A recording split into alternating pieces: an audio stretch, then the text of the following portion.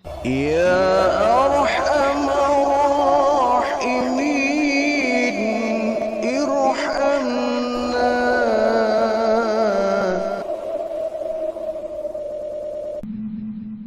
Kisah pembunuhan Qabil terhadap adiknya Habil merupakan kisah yang sangat masyhur dan fenomenal karena ini merupakan pembunuhan pertama yang dilakukan oleh manusia dan kematian pertama yang dialami oleh anak manusia ini.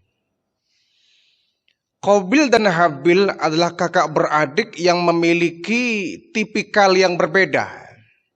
Dari postur tubuhnya, Habil sebetulnya memiliki postur tubuh yang kuat ya.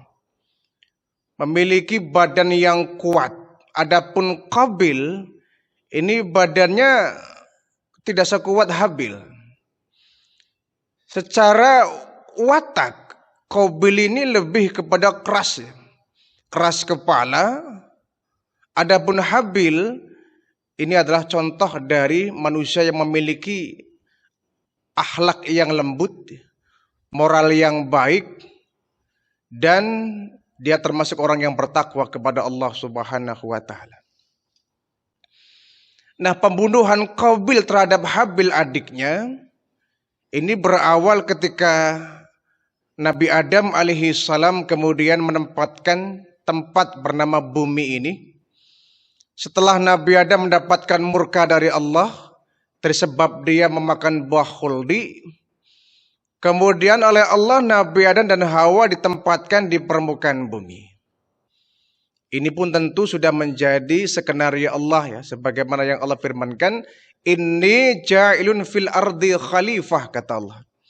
Sesungguhnya aku akan menjadikan manusia di permukaan bumi ini sebagai khalifah. Nah, khalifah pertama adalah Nabi Adam alaihi salam. Ketika Allah menurunkan Nabi Adam dari surga ke permukaan bumi ini dalam kondisi terpisah ya antara Adam dengan istrinya Hawa. Terpisah di kondisi tempat yang sangat berjauhan. Namun atas rahman dan rahimnya Allah, Nabi Adam kemudian dipertemukan kembali dengan istrinya Hawa. Ketika Nabi Adam dipertemukan setelah terpisah puluhan tahun, bahkan mungkin ratusan tahun, bertemu kembali dua sejoli yang saling mencintai ini, manusia pertama, Nabi Adam dan Hawa pun kemudian membangun mahligai rumah tangga. Membuka lembaran baru, membina rumah tangga. Setelah membina rumah tangga, Allah pun memberikan karunia kepada Adam dan Hawa berupa seorang anak. Hamillah Hawa untuk yang pertama kali. Dan sekali hamil, Hawa langsung mengandung dua anak kembar. Laki-laki dan perempuan. Setelah lahir, ternyata dua pasangan bayi yang sangat cantik ini menjadi dambaan Nabi Adam ya. Lahir dalam kondisi fisik yang sangat cantik ya. Qabil berparas ganteng, adiknya bernama Iklima pun berparas cantik. Jadi kedua anak Nabi Adam yang pertama ini memiliki paras yang begitu elok. Nah, setelah beberapa tahun kemudian Hawa pun hamil kembali untuk yang kedua kalinya. Dan yang kedua kali pun Hawa mengandung dua anak kembar lagi. Hanya yang kedua ini tidak secantik seganteng dua anak yang pertama. Sama kembar lagi, laki-laki dan perempuan. Laki-laki dikasih nama Habil, yang perempuan dikasih nama Labuda. Jadi Qabil lahir bersama adiknya Iklima, Habil lahir bersama adiknya Labuda. Nah, Qabil dan Habil memang secara fisik kurang menarik ya, tidak secantik seelok Qabil dan Iklima. Habil dengan Labuda ini memiliki paras yang ya sederhana lah ya. Ya jelek sih tidak, cuma kurang cakep dibanding dengan Iklima dan Qabil. Nah, setiap hari keempat saudara ini bermain-main ya mereka tuh. Karena waktu itu belum ada manusia lagi, hanya ada 6 orang, Nabi Adam, Hawa, Qabil, Iklimah, Labuda, dan Habil. Tiap hari 4 bersaudara ini bermain-main ya di hutan belantara, berburu, bercocok tanam ya. Nah, ketika saatnya tiba di mana 4 putra Nabi Adam ini sudah dewasa,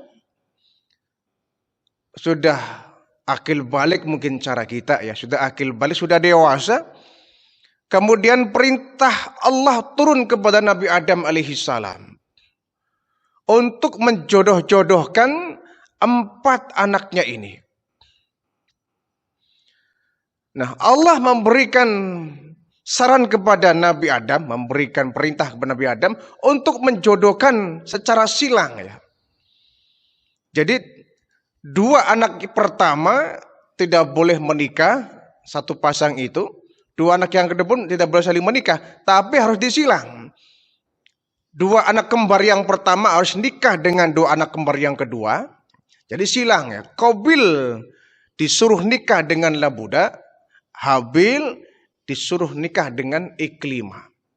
Ini sesuai dengan petunjuk Allah Subhanahu wa taala.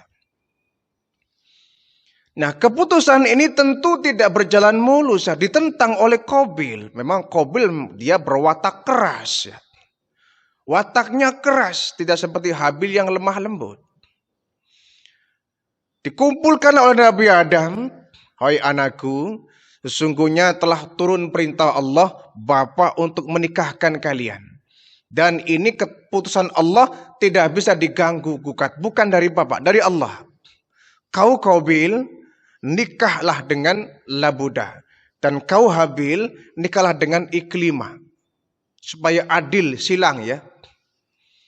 Qabil apakah langsung menerima? Tidak. Qabil memberontak. "Bapak tidak bisa begitu, Pak. Ini apa-apaan?" Kata Qabil. "Kenapa saya harus nikah dengan Labuda? Supaya adil mestinya saya nikah dengan adik kembar saya dong. Saya nikah dengan Iklimah. Habil nikah dengan adik kembarnya Labuda. Ini baru adil." Kata Nabi Adam, "Anakku, ini dari Allah. Allah yang menentukan, bukan Bapak. Allah memerintahkan Bapak untuk memasangkan kalian secara silang. Kau Habil nikah dengan Iklimah, kau Qabil nikah dengan Labuda." Masih ngotot nih Qabil. "Tidak bisa begitu, Pak. Enakan dia si Habil nikah dengan Iklimah. Dia jelek dapat istri cantik. Lah saya musibah. Saya ganteng dapat istri Labuda. Supaya adil, ganteng dengan cantik menikah, Pak. Jelek dengan jelek nikah, itu adil." Nabi Adam tetap terus ya meyakinkan, mendewasakan Qabil. "Qabil, sekali lagi ya, ini bukan keputusan Bapak. Ini adalah keputusan Allah yang Bapak pun tidak bisa melawannya. Ini keputusan Allah." Kata Habil, "Pak, saya sih bagaimana Allah saja, Pak. Kalau saya diperintahkan untuk nikah dengan Labuda, saya siap, Pak. Kalau saya disuruh nikah dengan Iklimah, saya pun siap, Pak." Kata Habil dengan lemah lembutnya. "Qabil, enak aja kamu bilang. Kamu sih enak disuruh nikah sama Iklimah. Lah saya Labuda, saya nggak mau. Saya nggak suka dengan dia, Bapak. Saya nggak cinta dengan dia. Saya harus nikah dengan Iklimah." "Tidak bisa, anakku. Ini sekali lagi bukanlah keputusan dari Bapak, tapi ini keputusan dari Allah Subhanahu wa taala." Tetap ya, Qabil ini tetap membangkang, dia tetap memberontak. Dia nggak mau nikah ya. Padahal itu merupakan keputusan dari Allah. Ditambah lagi dengan iblis yang selalu memanasi Qabil. "Qabil, kau harus lawan. Kau harus lawan. Kau perjuangkan hakmu." Iblis terus ngompor-ngompori Qabil sehingga dia terus terbakar. "Nggak bisa begini nih, nggak bisa begini. Saya nggak mau nikah dengan Labuda." Terus Qabil ini terus menantang ya, terus dia memprotes keputusan bapaknya yang merupakan itu keputusan dari Allah Subhanahu wa taala. Akhirnya karena Qabil masih nggak menerima keputusan itu, satu hari Nabi Adam bermimpi Allah memberikan perintah untuk agar Qabil dan Habil, kedua putra Nabi Adam ini mengadakan satu kurban. Siapa yang kurbannya diterima oleh Allah, maka dia yang berhak menikah dengan Iklimah. Nah, Qabil kebetulan dia sukanya dia bercocok tanam ya di kebun. Adapun Habil ini kesukaannya adalah menggembala kambing. Kemudian dikumpulkanlah Qabil dengan Habil oleh bapaknya Nabi Adam. Wahai Qabil Habil, terutama kau Qabil, kau kan masih nggak terima ya bahwa ini merupakan Allah yang menentukan keputusan ini. Tapi kau masih membangkang. Allah memerintahkan bapak, silakan kalian berdua mengeluarkan satu kurban. Siapa di antara kurban yang diterima oleh Allah, maka itulah yang berhak menikahi Iklimah. Kata Qabil, oh baik bapak. Itu yang adil. Saya akan terima. Baik bapak, aku pasti diterima kurbannya oleh Allah Subhanahu wa Ta'ala. Akhirnya satu hari mereka mengeluarkan benda yang menjadi kurbannya. Qabil membawa hasil tanaman ya, ada anggur, ada gandum, satu keranjang ya. Adapun Habil membawa satu ekor kambing. Ya, dia merupakan pengembala kambing ya. Sudah Qabil Habil, sudah Pak, silakan kurban kalian taruh di atas bukit itu. Baik Pak. Dibawalah kambing oleh Habil, kemudian hasil pertanian gandum dengan anggur dibawa oleh Qabil. Kemudian ditinggalkan, mereka meninggalkan benda-benda yang mereka serahkan sebagai kurban, mereka pun pulang.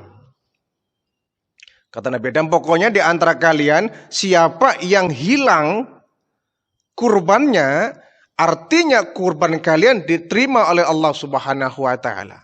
Kalau ketika ke sana ada di antara kalian yang kurbannya masih utuh, masih ada di tempat itu, maka dia ditolak kurbannya. Baik Pak, kami siap menerima keputusan dari Allah, kata Habil.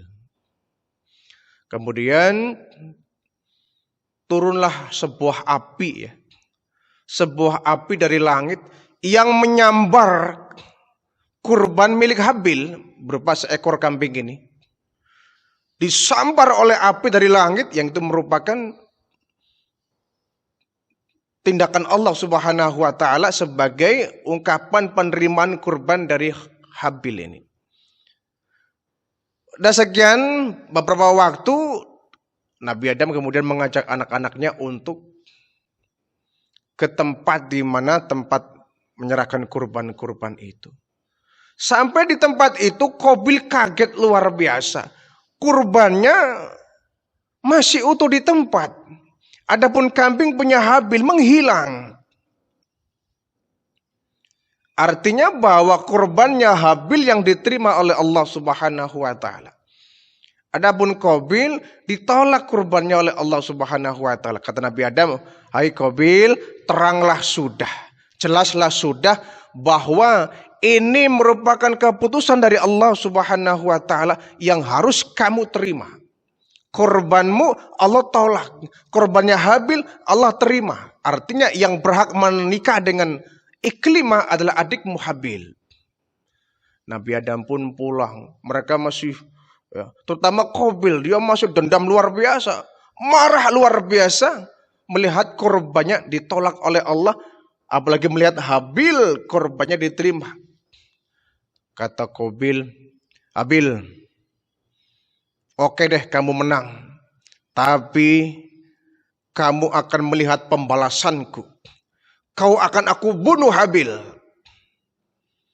Kata Qabil.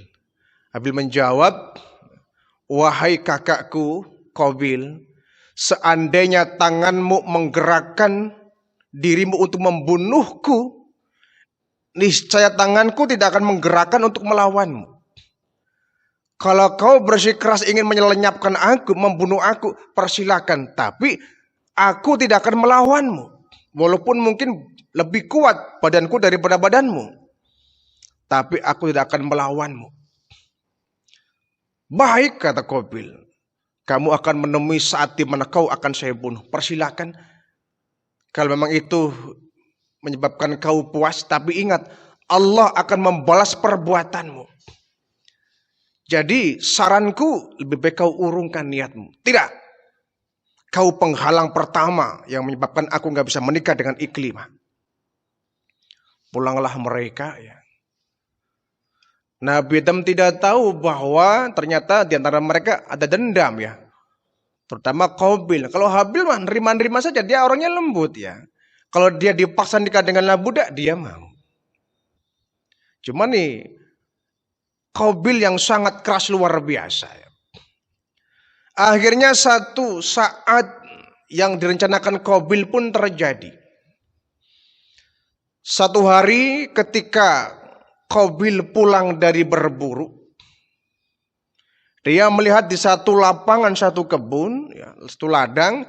Di situ Habil sedang menggiring gembalanya, ya, beberapa kambing di bawah. Kemudian karena udara panas, Habil pun dia rebahan di bawah pohon. Kata Qabil, ini kesempatan emas. Bapak enggak ngelihat, ibu enggak ngelihat, kau sendirian Habil. Kau akan saya bunuh di tempat ini. Loh, iblis semakin girang. Betul Qabil, bunuh saja itu adikmu. Bunuh saja. Nih, iblis ini dendam sekali, ya. Dia ingin menghancurkan keluarga Nabi Adam. Nah, kita pun manusia merupakan keluarga besar Nabi Adam, ya. Kita pun tidak luput dari usaha iblis untuk menghancurkan kita. Ya, ini Qabil terus dibujuk. Ayo Qabil, bunuh Habil adikmu. Dia sudah menjadi penghalang kamu. Kalau kau nggak membunuh Habil, kau nggak bakal bisa nikah dengan Iklimah. Oh, semakin terbakar dendam Qabil, matanya memerah, emosinya memuncak. Qabil mengambil batu yang runcing, langsung mendekati Habil yang sedang berbaring. Habil, bangun kau. Habil bangun dari rebahannya. Ada apa, Kak? Ada apa? Kau ini penghalang utama saya, nggak bisa dengan Iklimah, menikah dengan Iklimah. Saatnya tiba, saya harus membunuh kamu. Silakan, Kak. Silakan, Kak. Cuma saya memberikan saran kepada kakak. Kita ini bersaudara. Kita ini hamba Allah.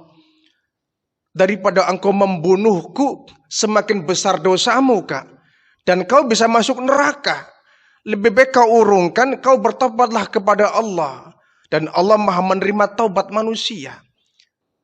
Bertakwalah kau kepada Allah agar kita bisa selamat, Kak. Dunia akhirat. Kita ini keluarga Nabi. Bapak kita Nabi.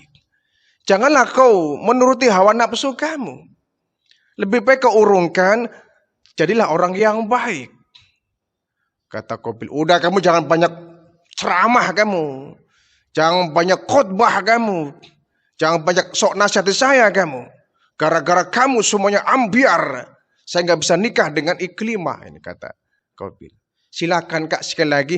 Kalau engkau mau membunuhku, persilakan. Tapi aku tidak akan melawanmu.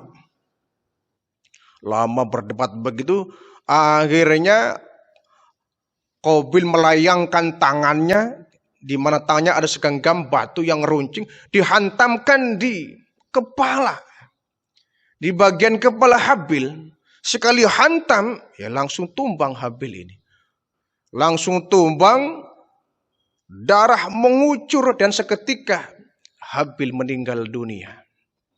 Awalnya Qabil tertawa, bangga. Nah, kalau kau mati Habil, aku pasti akan menikahi Iklimah. Cuma hanya beberapa menit dia senang dan girang, kemudian dia berpikir ulang. Muncullah kemudian rasa takutnya. Aduh, celaka aku ini. Celaka aku ini. Aku sudah menghabiskan nyawa Habil, celaka ini. Bapak pasti marah ini. Bingung dia. Dia bingung, ketakutan luar biasa. Yang tadi girang berubah menjadi rasa takut yang luar biasa. Aduh, bagaimana ini? Celaka ini aku pasti akan dapat hukuman berat dari bapak ini. Bingung dia, lari ke sana kemari. Kalau aku tinggalkan ini nggak mungkin. Nggak mungkin. Habil aku tinggalkan. Pasti bapak akan menemukan, apalagi matinya bukan diterkam hewan buas, tapi ada bekas luka. Bagaimana ini? Bagaimana ini? Dia bingung nih. Diboponglah ya, jenazah adiknya ini. Mondar-mandir, bingung dia si Qabil ini. Nangis ya. Ya Allah, ampuni saya ya Allah. Nyesel ya, namanya penyesalan selalu tiba di akhir. Nangis dia. Kenapa ini semua harus terjadi? Kenapa aku tega membunuh adikku sendiri? Tadi sih ya gayanya sok hebat ya, iblis. Ketika rencana iblis sudah terlaksana dengan baik, iblis pergi. Iblis pergi dengan senang hati. Senang Adam, anak muda si Qabil sudah membunuh adiknya Habil. Ya. Hancurlah Adam keluargamu. Dendamku terlaksana Adam. Ini iblis sambil pergi sambil tertawa. Melihat bangga usahanya berhasil. Qabil berhasil membunuh Habil. Adapun Qabil dia lari dan ketakutan sambil membopong jenazah adiknya ini. Nangis itu. Ini digimanakan ini? Saya buang atau bagaimana ini? Saya bingung kata Qabil. Nggak mungkin saya tinggalkan di sini. Nanti ketahuan bapak bagaimana? Akhirnya dia oleh Allah Subhanahu wa taala ya, dalam Al-Maidah ya, ayat 31 Allah kemudian mengirimkan 2 ekor burung gagak ya. 2 ekor burung gagak ini dia sedang bertengkar, sedang gulat ya, sedang berkelahi di sebuah dahan pohon. Ya. Sampai kemudian 2 ekor ini turun ke bawah di tanah masih gulat ya. Begitu gulat 2 ekor gagak ini, satu ada yang mati, kalah ya, dipatok kemudian mati. Begitu mati, 1 ekor lagi yang masih hidup dia mencoker-coker tanah. Mencoker-coker tanah ketika sudah berlubang, kemudian 1 ekor gagak yang mati ini oleh temannya ditarik, dimasukkan ke dalam lubang itu, kemudian diuruk. Nah kebetulan Qabil menyaksikan peristiwa itu, melihat ada burung gagak sedang mencoker-coker tanah, menguruk temannya. Lahirlah ide, nah kenapa aku bodoh? Kenapa aku nggak bisa meniru burung gagak itu? Ini ide yang tepat ini. Akhirnya Qabil menggali tanah sampai dalam, kemudian jasad Habil pun ditaruh di dalamnya, diuruk. Dan ini merupakan pembunuhan pertama yang dilakukan oleh anak manusia dan penguburan manusia pertama yang dilakukan oleh manusia. Sehingga sampai sekarang orang kalau sudah meninggal dunia, jasadnya yang terbaik adalah dikubur. Yang terbaik dipendam di tanah. Kenapa? Kita berasal dari tanah dan kita akan kembali dalam bentuk tanah. Setelah diuruk, ya, pulanglah Qabil ini. Sampai di tengah jalan, dia melihat bapaknya mendekatinya. Wah, lebih takut lagi dia. Dia lari melihat Adam datang dari jarak jauh. Itu bapak datang ke sini. Lari ini Qabil ya. Lari, melarikan diri, lari tempat yang jauh. Dan karena dia takut, sampai Qabil ini kemudian tidak kembali lagi di keluarganya.